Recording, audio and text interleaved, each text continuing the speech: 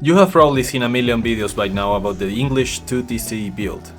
Yes, it's a solid build, but let's be honest, we all already know it and 2TC builds are not really that strong right now. Today, we're doing something different.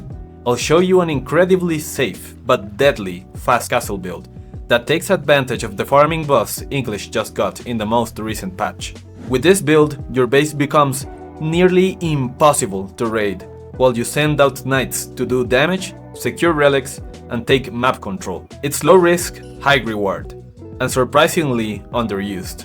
Also, we will be able to adapt the build to a variety of different situations to make sure you can face any kind of strategies on your way to Conqueror. Quick note before we start. I started live streaming here on YouTube and will soon do it on Twitch too. Last week, we tested this very English build in the Conqueror ladder. If you're interested in seeing those games, you will be able to find them on my channel. Now, let's get into it. The beginning of this build is the standardest of all the standard builds. Start by sending all your villagers to sheep. Scout your half of the map and the first villager that pops out goes to sheep, for a total of 7. Build a house in a place where you do not destroy your trees and that is not facing your gold mine area. For example, if your gold is here, do not build your house around here. This will be very important for later. The next 3 villagers will go to gold and then rally back to sheep until you can age up. Build the Abbey of Kings with 2 villagers at the front of your base, and as soon as you start building it, leave only 4 villagers on sheep and transfer the rest to the straggler trees. Now, this part is quite tricky, so hear me out. You will want to rally the next 2 villagers to one tree, and when they finish it, they will move onto the gold, for a total of 5 on gold. The rest of your villagers will finish this tree, and when they do so, they will build a mill and farms around it. This mill should be close to your gold mine, like this. At this point, you should have your scout on your opponent's side. See if they are making units. If they are, you might need to use the wood you currently have to build a tower on your gold to protect yourself. If they are not, you can go ahead and complete your 8 farms around your mill with food villagers. Now, finally, at around 640, you will have enough resources to age up with the white tower with 10 villagers. Place it right here. This spot will protect your gold mine, your 8 farms, and your wood line, and you will be able to build it under your TC range, so your villagers will be protected while building it. This is why we have to be very careful about our building placement. This setup will make sure you are completely immune to any harassment in Castle Age, and will allow you to do whatever you want in the map, such as raiding with knights, gathering relics, or taking sacred sites. Once you reach castle, distribute your macro like this. 8 villagers on gold, 8 on farms, plus 2 more on sheep, and every other villager goes to wood. Leave your rally point on the wood line as well for the rest of the game. And from here on, the build ends and you will need to redistribute your macro as you need. This distribution will allow you to constantly make villagers and knights from your white tower. You should also have enough wood shortly after reaching castle to build a monastery and start picking up relics. Use your knights to raid and try at all costs to not let them die. You have a king that can heal them up while they look for damage. Or if they are low, send them back to the Abbey of Kings, which can heal them up to full very quickly. While your knights are raiding, your monks should be gathering relics. And while you're doing all of this, I like to send 10 villagers to stone from the wood line and build a second town center. This will allow you to keep up in economy while your opponent is busy dealing with your knights and trying to deny your relics. The best part about this is that your base is so closed off and so protected that you will not have to ever worry about getting raided by knights, horsemen, or any unit whatsoever. Now, the white tower is great to protect yourself and attack the enemy, but if you're playing on a very closed off map or against a civilization where you are not confident you can make a lot of damage with your knights, then you can always build the King's Palace instead. This will allow you to get a second town center for free, and you can still build a couple of stables to produce knights to help you gain map control, and only go for the King's Palace if you are confident the opponent is not producing units in the feudal age. If they are, you will most likely get dove by their units, and this time you will not have the White Tower to protect yourself against raids. The King's Palace is not as strong as the White Tower for defensive purposes. Later on this video, I will show you 2 games where I showcase each of these variations, so you have a better grasp of when to go for which landmark. English 2TC has been the standard build for a very long time, but right now we are currently on a Professional Scouts meta, and Professional Scouts is extremely good against civs that go 2TC in feudal, because they will get a better economy way faster than any 2TC build, which in turn allows them to either go for aggression early or go for fast castle and gain control of the map way before you can. When we go for this kind of fast castle, we will have Castle Age Knights extremely quickly, which will help us deny Professional Scouts and raid the enemy base while they still have a Feudal Age units. Additionally, because we will be gathering relics and going for a second TC relatively quickly after hitting Castle Age, we will still keep up in economy and we will be completely protected from harassment, while our opponent will have to deal with our knight pressure. The English are an extremely good civilization when their economy is set up, but getting to that point is the issue. With this build we ensure that you will not die in the Feudal Age, and will make it way easier to reach that impressive English macro. Now, here's the funny thing, you can pretty much always do this build. The only thing you have to be careful of is feudal aggression on your gold. And as I mentioned during the build portion of this video, you can always forego building a few farms to construct a tower on your gold, and you will also have a king to protect yourself or to draw your opponent's attention to the other side of the map. Now let's talk about which maps are best for this build. First, let's get the water maps out of the way. Now, Carmel and Sunken Lands I will consider as bad maps for this build. This is because we are relying on the White Tower or King's Palace to protect our main gold. But you start with a small gold vein in these 2 maps. After you finish it, which will be shortly after you hit Castle, you will have to move to a different vein, exposing your villagers to enemy raids. Altai, Hill and Dale, and Rocky River are okay maps for this build. Altai features a short distance from one base to another, which means you might face feudal aggression more often here, which might interrupt your fast castle, so watch out for that. Hillandale and Rocky River feature an extremely long distance from one base to another, and each base is very easy to defend and wall off. You can try to fast castle with King's Palace here, but other boom civs might be much better for this in my opinion. Finally, Enlightened Horizon, Dry Arabia and Gorge are the best maps for this build. They are all very open, feature close distances from one base to another, and have regular gold veins. This means your whole base will be extremely well defended by your White Tower, and your knights will be able to do a lot of damage. Now that you know how good this strat can be, let's talk about how to face it. As always, the first thing you have to do is scout. First, see if they are making farms. If they are, it might be that they are going for a fast castle, but it can also be that they are going for a feudal aggression build, so that alone is not enough. Next, check their gold. If they have 4 or more villagers, that might be another good indication that a fast castle is incoming. Finally, check their stone. If around the 4:30 minute mark they are still not mining any stone, that means a 2TC build is not what they are going for. All of these indications combined will most likely mean that this English build is incoming. After you have identified they are going for this build, the most likely thing they will go for next are knights. So make sure you prepare yourself with your own knights or crossbows if you are Castle Age. If you're still on feudal, make sure you have spearmen and towers to defend yourself till reaching Castle Age. Remember, English knights have no bonuses, so if you're a knight civ, your knights will beat them in a straight up fight. The only thing they have to watch out for is if they micro their weak knights back to heal them with the Abbey of Kings. Finally, another thing you can try is to try to outboom the English player. Even though they received a farming buff, English economy is still pretty shit. If you're a boom civilization, you will most likely have a better economy, even if you cannot get a single relic on the map. So trying to outboom this strat while defending yourself from knights can also work. Beware though, because this only works if you have secured food for yourself through means like professional scouts or farms. If not, you will most likely run out of food, and then you will have to face a bunch of knights, crossbows, or longbowmen from the English player in order to go out on the map. Now, finally, let's take a look at a couple of games I played on my stream last week.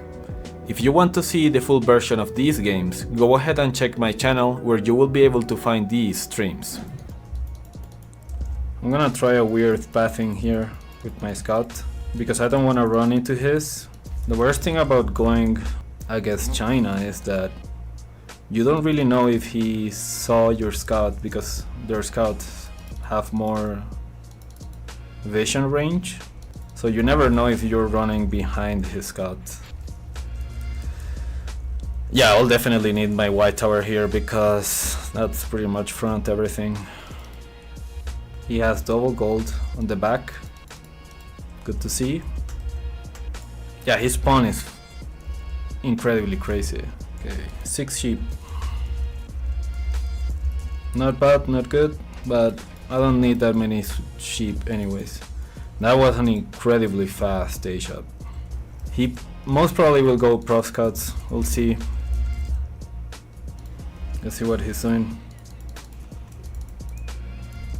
I think he's, for now, scaling into Imperial officers, which is the standard thing to do. But I need to see if he's making any production buildings. For now, he's just scaling into IOs, by the looks of it.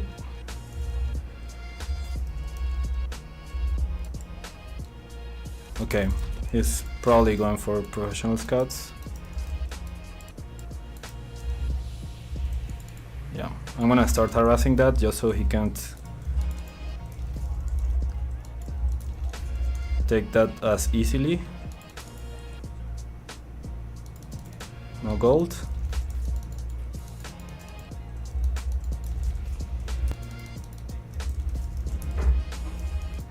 Yeah, he's trying to run now because he saw my king. He's now going to this one. Let's go for white tower.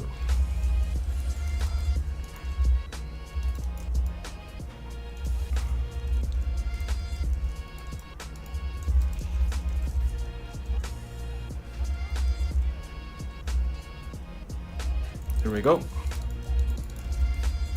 He's not getting any deer yet. I think he got a 1.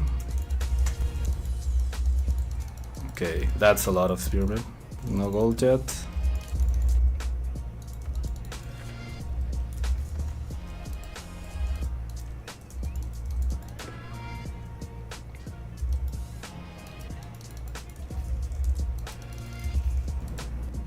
I'm getting relics. And send this guy back for now.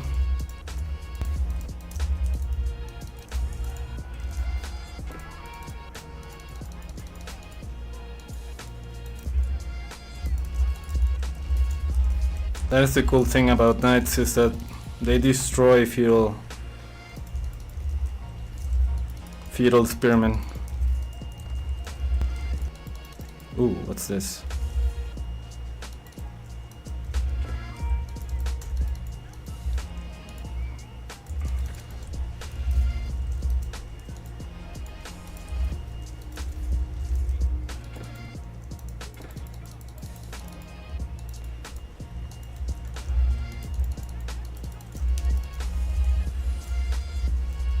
It's not getting any gold.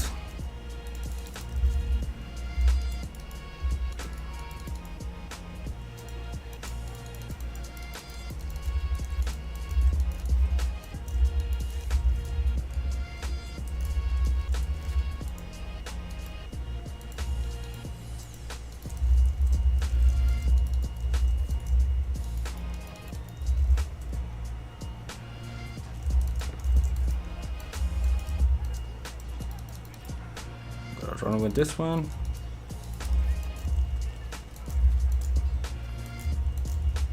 He lost a lot there.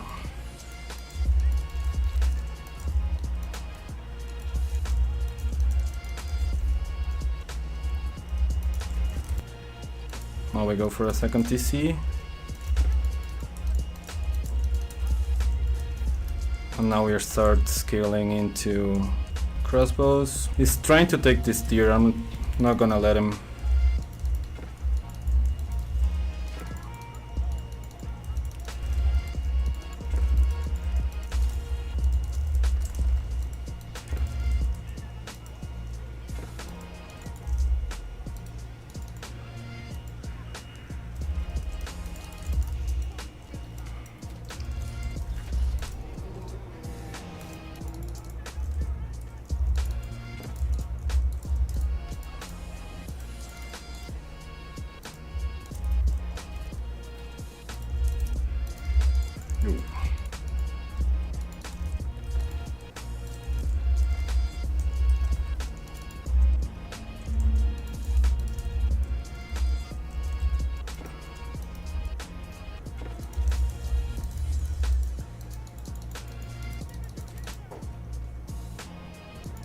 Two more.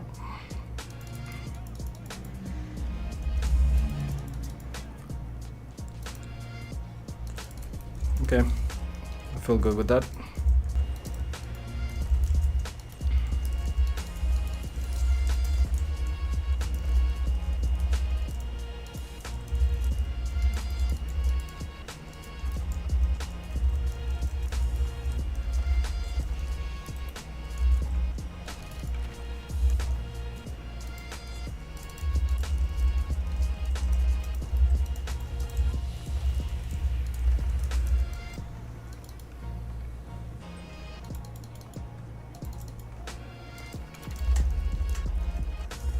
Oh, he's trying to move this way. Let's see.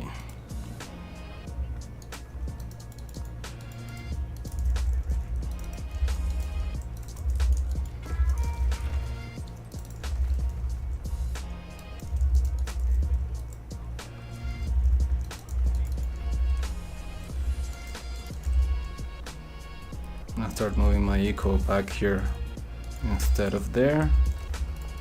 Forgot all my... Yeah, that is bad.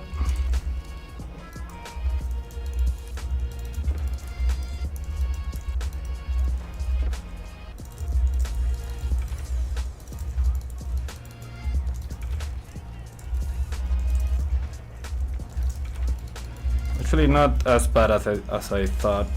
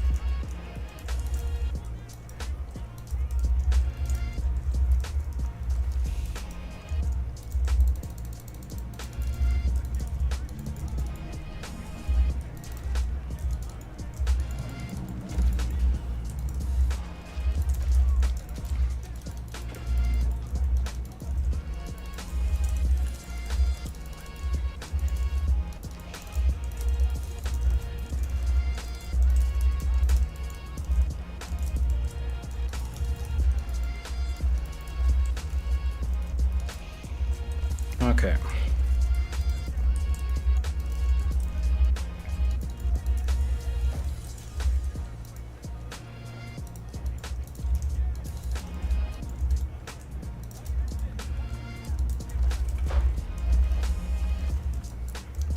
Not bad.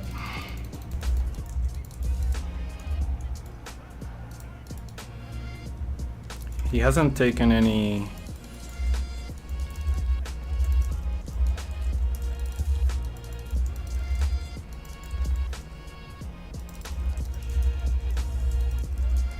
relics, so that's good for me.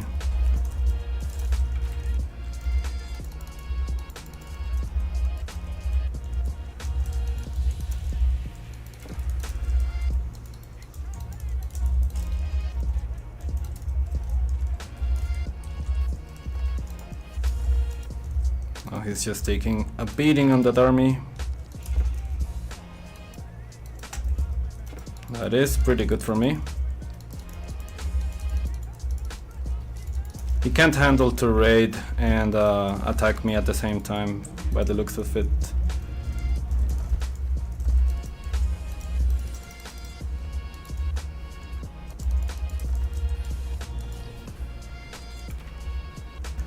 This is the great thing about knights, is that you always maintain your opponent on the back foot. I'm gonna start scaling into men at arms.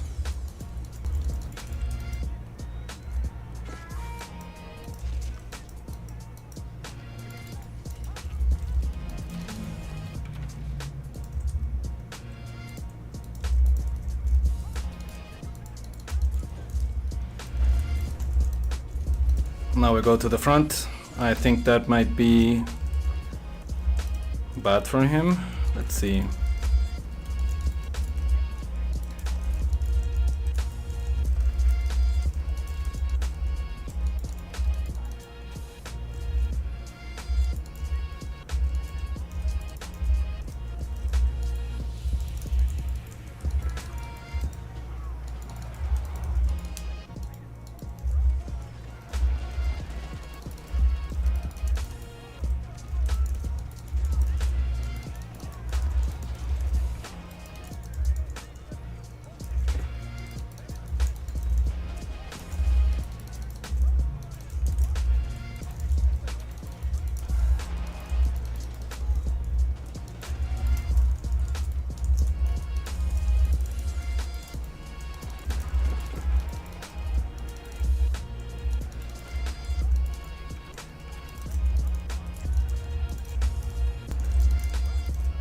It's looking green for him.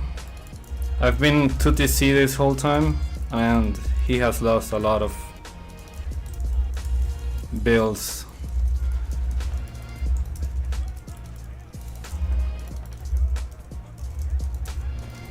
Yeah, there we go.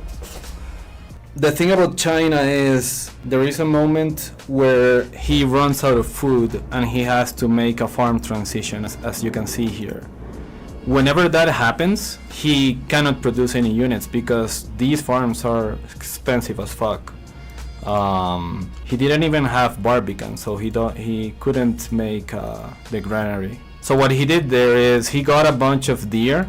So he even got my deer. He got one from this side. Actually, he didn't get any from here, but he got both his deer, and he got 5 from here, or 4 because this one's dead. And whenever that deer runs out, if you remember, this was the mill where he was transferring his deers. There's no deer left. There's just 2 deer carcasses here. And after that big push, he didn't have enough food to reproduce his army.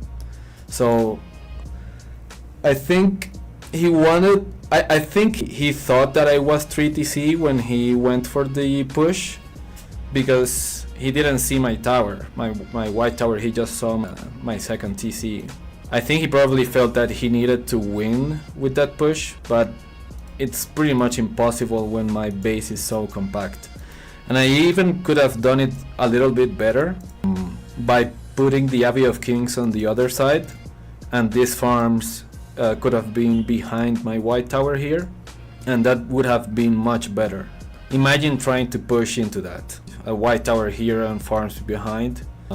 Whenever he lost that push, then it was just GG because I was just way too ahead. Let's see the economy. This is what I mean, like, even though I was ahead the whole time in villagers and in farms and in idle time, look at how my economy looks compared to China economy. English is still, I mean, English is awesome, but compared to the S tier civs, it's just rough. He did get a lot of villagers though, and he was just 1 TC. He played well with the professional scouts, but he took way too much damage with my knights, and he let me have 4 relics in the end, and full control of the sacred sites. This is the thing that, because people play English as a 2TC civ in feudal always, people are already used to English not having any relics. So whenever you have an English that has 4 relics, it's the resources are incredibly good. Look at that. GG's. Now we have an English mirror. English mirror is pretty boring, if I say so myself. Why? Because both want to go for 2TC, and then it's just like a standoff of macro. We'll see how that goes. Oh, he's trying to do the same thing. Incredible.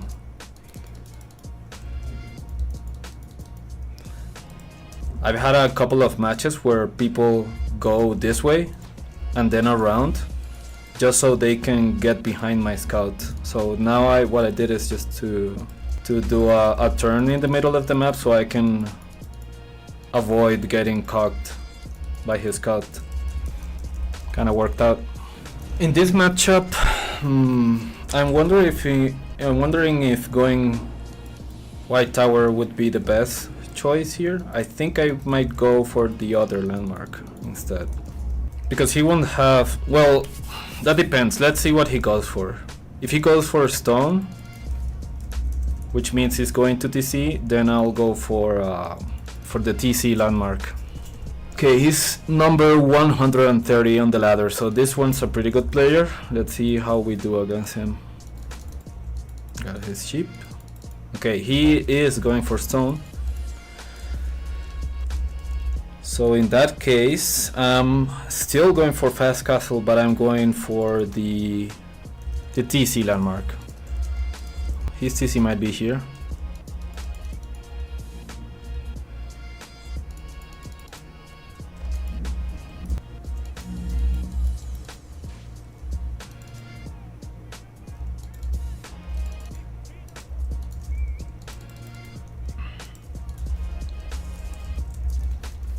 So this is good. He's following my king, which is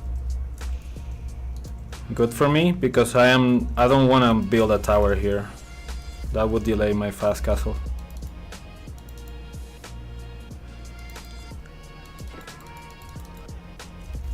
Oh wow, he went for second TC on the deer, which is interesting. I am delaying his fast castle by a bit, which is good.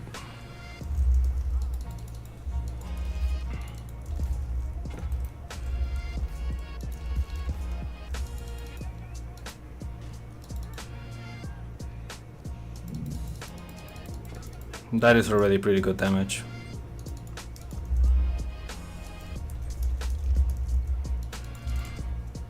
King's Palace, it's the name.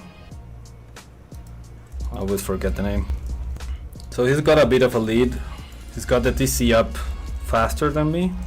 I am not gonna go for a stables first because he will have the white tower, so I won't have anything to harass. I'm going for the monastery instead.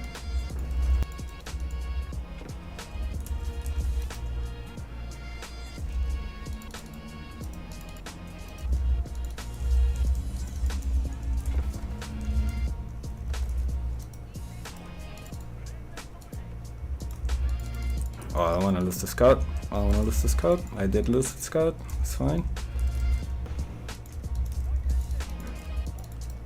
Okay, he's going for a third TC. Now I'm going for knights because he won't have any protection against them. The bad thing about going for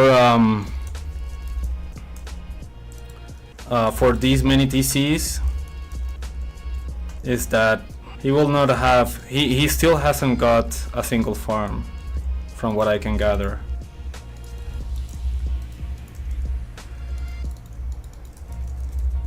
And now he doesn't have protection against my knights.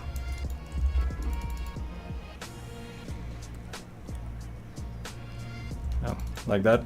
So he may be 3 TC, but he's gonna lose a lot of shit. Now he doesn't have gold. I'm gonna send those to the top mine just to see if he's mining there.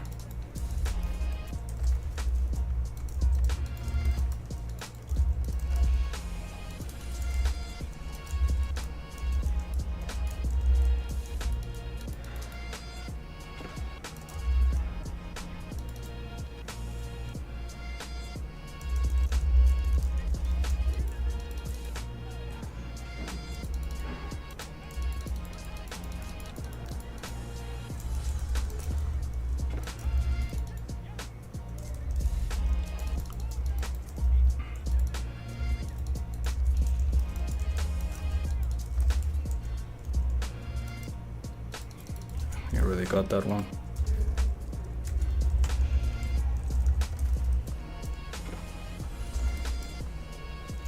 I'm gonna build that third TC.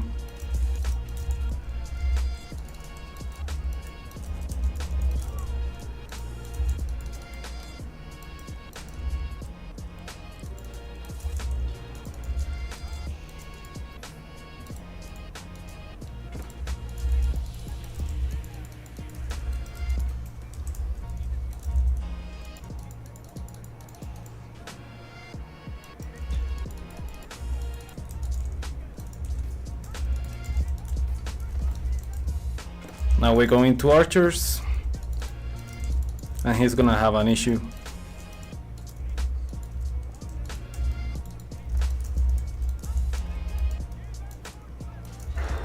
That's a lot of damage.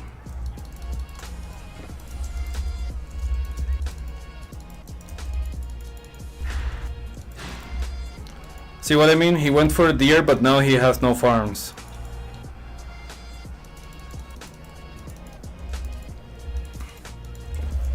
And I'm already up like yeah, he has to go for berries. I don't wanna lose any knights. Let's keep pumping those.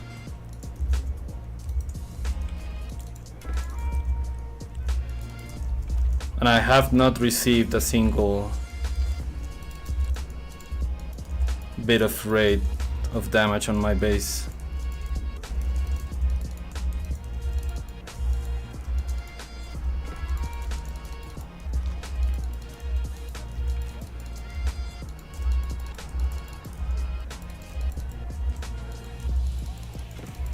Keep going back.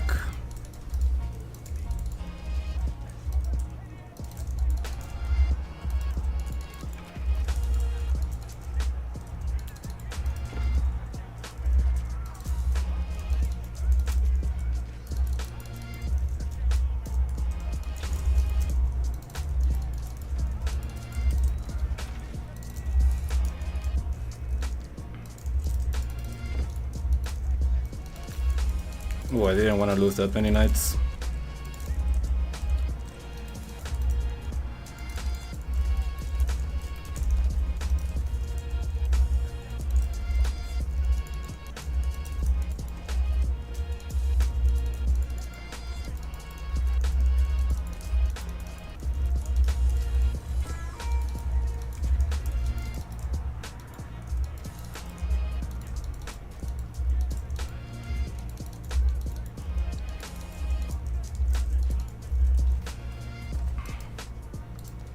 TC.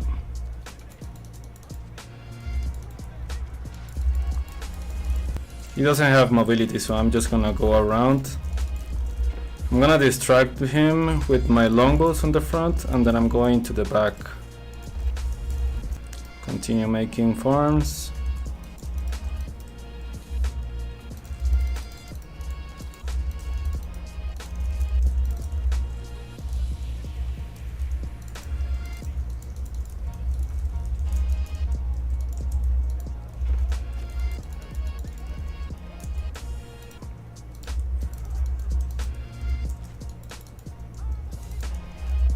He's distracted on the front.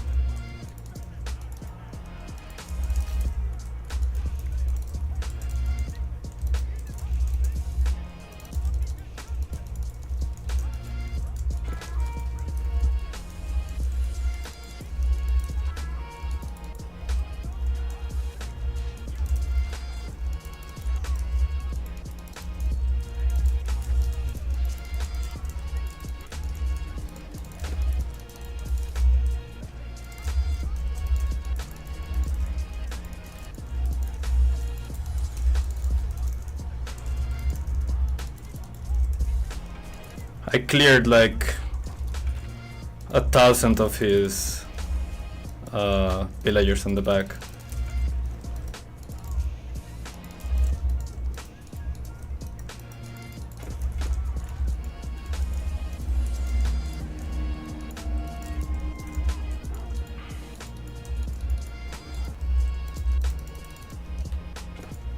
Now we start making barracks. It's better if I just save that gold.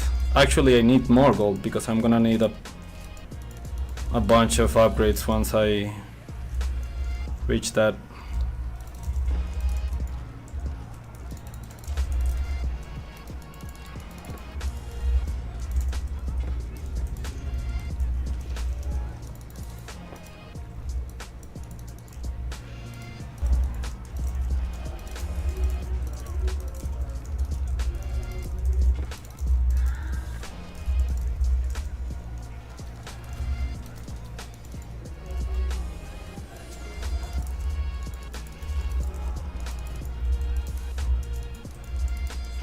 Okay, so it's just a matter of time before he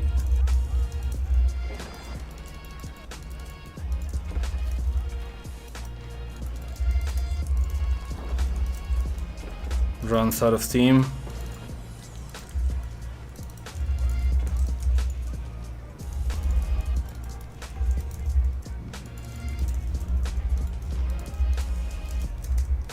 GG. That 30C was incredibly greedy. He went for that and then got wrecked by knights. And the bad thing about going spearmen against knights, against English, is that then you're building into the counter, into what longbows counter. So knights plus longbows was a pretty good response from my part. You can see the resource gathered. I'm ahead the whole time, even though he's 3 TC. Let's see the villager count. Yeah, he lost a bunch of builds. He was ahead for a while because he went to TC way sooner than me. I went to TC here in the Castle Age, and then I just kept raiding and raiding, and he never came back from that. I built a third TC somewhere here, but I was just too ahead by that point. I had 3 relics, I think, and the 3 sacred sites. He never managed to get out of his base. That was a pretty good game. And that's it. If you reached this far, consider leaving a like and a subscribe. That definitely means a lot. Thank you, and I hope you're having a great day. See you in the next one.